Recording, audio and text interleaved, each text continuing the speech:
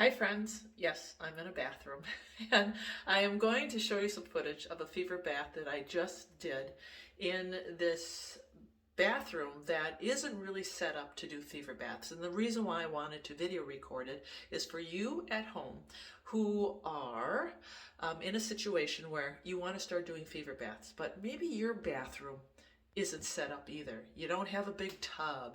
You have an old tub. It leaks. Maybe you can't get the water high enough. Well, what do? Or maybe you are traveling and you want to continue your fever baths, but hotels, the tub isn't the greatest, but can you still do the fever baths in the tub?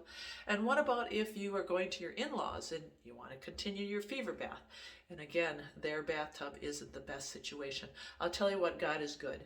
You can do your fever baths anywhere, in any type of tub, really. As long as you have that hot water, you can make it work. So I'm going to show you some accommodations and some things that I did to make it work in this tub, because God meets us where we're at, and we will be blessed because of it.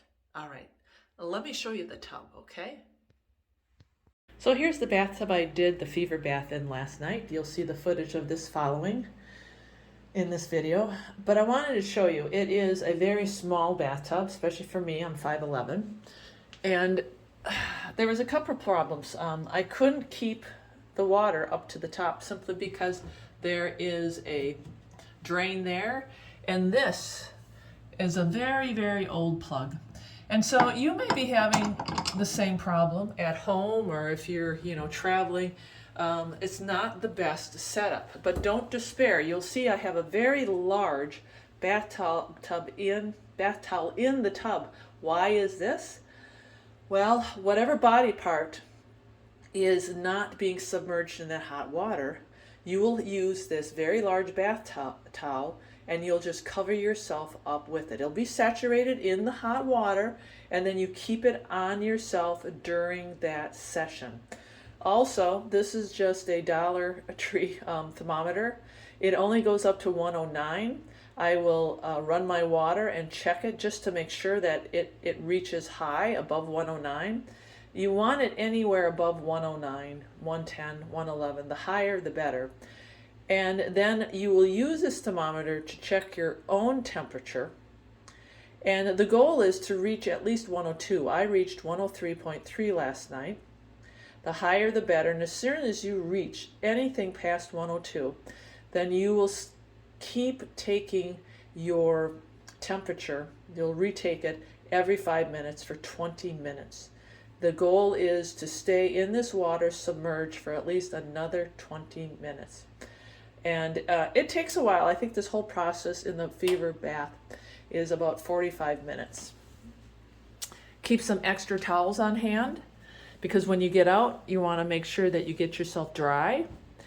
And then make sure always that you have some type of basin next to the tub filled with ice water. And the other thing is setting up your bed. So when you are done with your fever bath, you are going to be taking a plastic shower curtain. And again, if you are at a hotel, just take down the curtain that is in there if you're desperate. But if you're traveling, bring a shower curtain with you. And what you're going to do is you're going to lay that out first, and then you're going to take your extra blanket, and hopefully you have a lot of extra blankets, a lot of warm extra blankets. You can lay a sheet down first, a cotton sheet, because you're going to absorb a lot of that sweat. You're going to be sweating it out after your fever bath. And then you're going to take a sheet and some blankets. Wool is preferred. If you don't have a wool, you can use blankets like this. You can use a comforter. But then you're going to wrap yourself up like a cocoon in those sheets and in that blanket or blankets. And then you are going to lay on your bed for at least an hour, sweating it out. After an hour, you will be completely done. After an hour, and you're going to be saturated, you should be saturated, you are going to grab your water and you're going to hydrate. Hydrate, hydrate, hydrate. Make sure that isn't cold, freezing water. Make sure it is room temperature. And then you're going to go into the shower, take a cool shower, and then you're going to either finish your day up or go to bed or what. I mean, I don't know what time you're going to do your fever baths. I did mine very late at night, which suited me fine. Fever baths can either take a lot out of you, or for me, they energize me a lot of the time, and that's why I don't mind doing my fever baths in midday. So, all right, I'll show you what I did last night. Come join me. I want to share with you a dilemma that you may have with not having the right size bathtub when you're doing your fever bath. You see this? I am completely covered in a bath towel that has been soaked in hot, extremely hot water. This tub does not fill up very well, and when it does, it leaks out right away. So all I do is I keep replenishing the water, and it's very, very hot. It's over 109. It doesn't pick up on the thermometer anymore. But you see, there's not a lot of water in here because I can't keep it. It's leaking out, and then it leaks out from the bottom, and it leaks out from the top. So I just keep filling it up with hot water, and I keep this towel on me.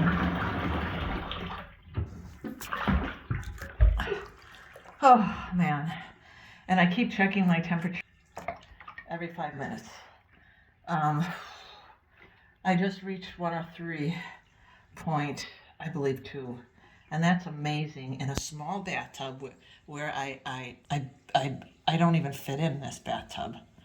But I'm covered completely, and the water temperature is hot.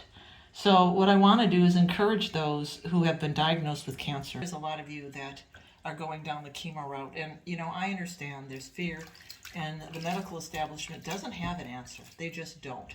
But I'm telling you, if you look at hyperthermia on the National Institute for Health, where all the research is, and even JCO, hyperthermia at a certain temperature kills cancer cells, eradicates cancer. So this is a real therapy.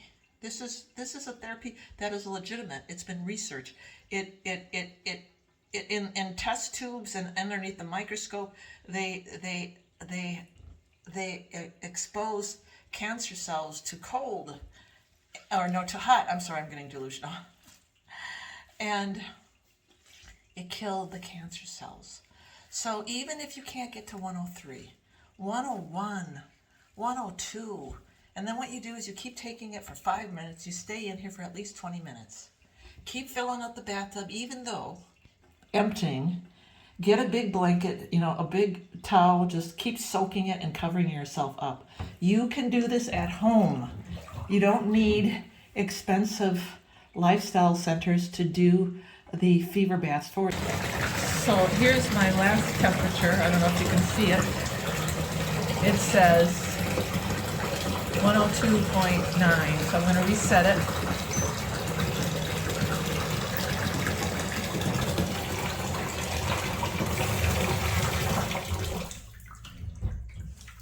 And make sure you've got your ice water. I got mine right there.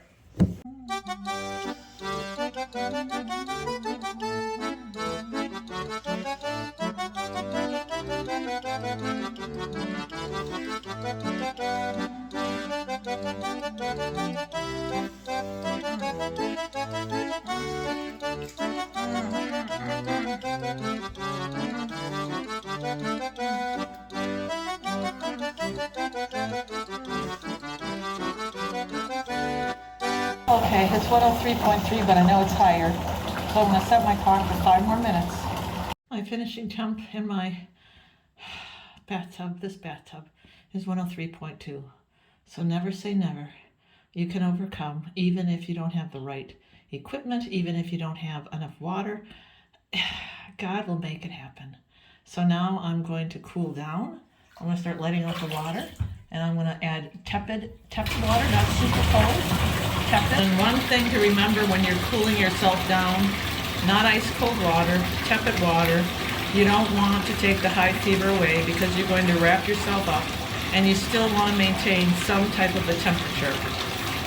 You can drink some warm water to hydrate. So I just want to show you what this looks like. and wrapped up as best I can. You know, when you're doing it by yourself, it can be a little challenging, but, you know, don't get discouraged. Do the best that you can. There we go, all the way up to your head. And now you're going to rest for at least an hour. If you can't make an hour, that's okay. Do whatever you can.